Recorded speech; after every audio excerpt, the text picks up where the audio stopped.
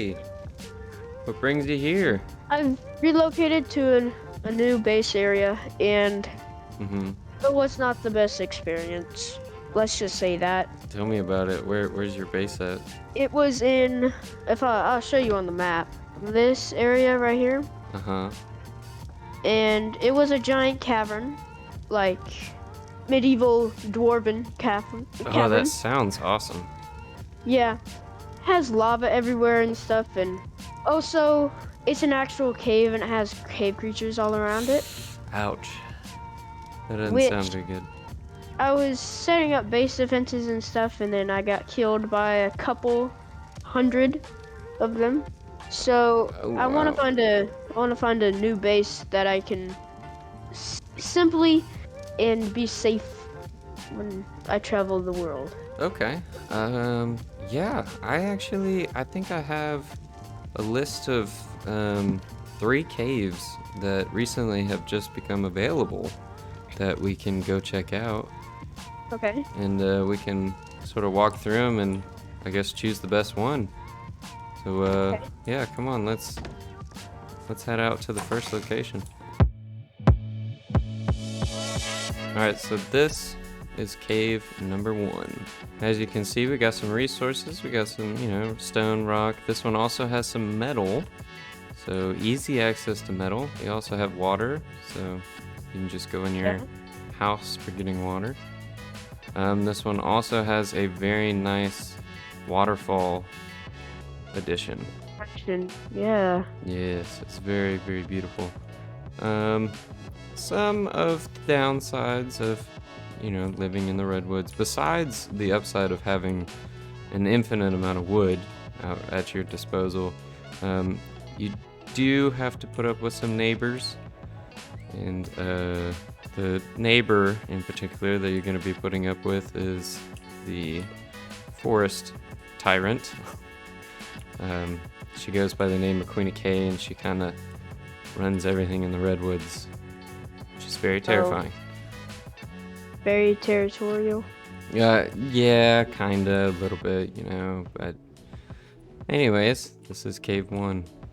What are your thoughts? What are you thinking? I like it. Very roomy. Very roomy. Yeah, very roomy. And you got this nice little bridge here. I mean, just look how beautiful that bridge is. Yeah. Super beautiful. And I mean, it's the fixer-upper has rocks everywhere, but that's every base. Yeah, You go true. to. Does have, some rocks that you gotta clear out. But anyways, let's head over to spot to number 2. Welcome to cave number 2. Yes. Coming on in here, we have a little bit of rocks, not as much as the second one. We have this beautiful light fixture here. It's made out of crystals. If you look down, I'm gonna have to gamma up to see it. Yeah, just gammed up. We have a little moat that runs along it, so you could fill this with, a bunch of water creatures, and you could use this to irrigate your farm, stuff like that. Yeah. And then here you have, like big open area or whatever you would need that for. You only have one entrance that you could sort of block up. PvP. Yep. And you are in this wood area of the fall colored trees. Yes. Yeah, what are your thoughts? What's your first impression? First impression, it's dark. I can game up though, so. But Yeah. I really like this crystal fixture over there. Yeah, it's very beautiful. All your guests are gonna be very jealous. Yeah, the gamming up a little bit of a tedious, and then we have a little bit of rocks that you're gonna have to clear for your base. Yeah, but that's what Inkies are for. But let's zoom on over to the third property. Alright, so come on in and take a look at this beauty. I mean, just Much more spacious. look how much room you have. You got this side and also a There's lot of resources as well. a lot of metal. Yeah. And then if you go on this side over here, you'll see, a whole nother side to the room. This would be good for like breeding and stuff and All kinds all of of stuff. that. You also have a waterfall running through the base. Yeah. And yeah, a ton of room. And you got this large area over here where you could put a base. And you got, I guess a downside to this area would be you have 2 doors, but it could be a good side or a downside. Don't know. Yeah. Whatever you like. What's your thoughts on this one? Definitely like this. It's not as dark as the previous two bases that we've looked at. Very spacious. I can fit a lot of stuff in here. Yeah, and the area is centralized on the map, so you'd be close to everyone. Yeah, that'll be good for like doing like doing missions with everyone and resources. I'm also quite close. If I'm just looking at my map right now, I'm also quite close to the community center. Yes. Well, speaking of the community center, let's head on over there. Okay. Sit down and we'll figure out which property is the best, and we'll put an offer in.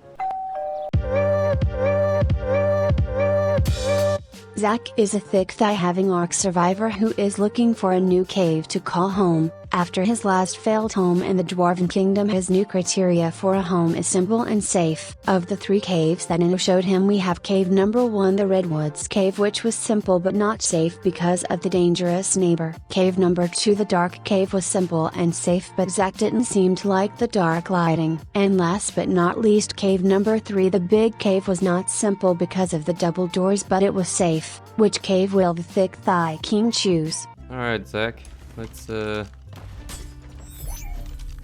go in here and let's decide which cave you want to choose. Beautiful rock Okay. pick, by the way. Oh, thank you. I got it recently. So, of our 3 options, we had the first cave, that was in the Redwoods, if you remember. The second cave in the autumn color region, and then the third cave that was sort of in the central area of the map. Let's walk through each cave and sort of talk about the good things and the bad things about them. So the first cave in the Redwoods, tell me about it. So, very, very beautiful cave, I would say, right off the bat. It's a fixer-upper. It has a lot of rocks and stuff I need to clear. Right.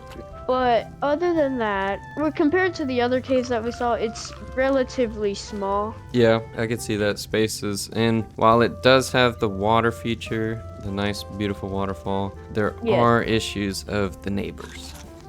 Yes, which I've heard she's raising up OP gigas, which I do not want to test that theory. Yeah, there are some rumors about some gigas. Yeah. And then, so let's move on to the second cave. Okay, second cave, it's very nice.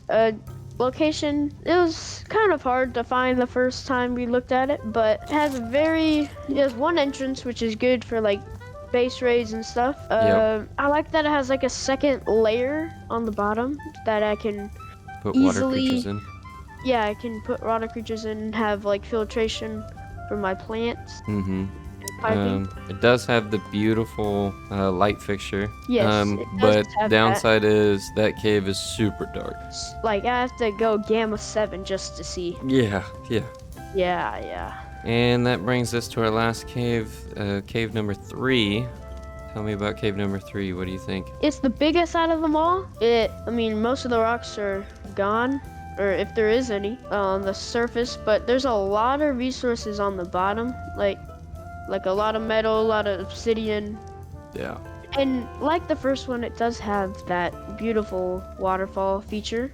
Yep. And it does have 2 entrances. Do you feel that's a disadvantage, or do you like that? I guess it's going to take more resources for you to build 2 gates, but maybe you'll like having 2 separate entrances?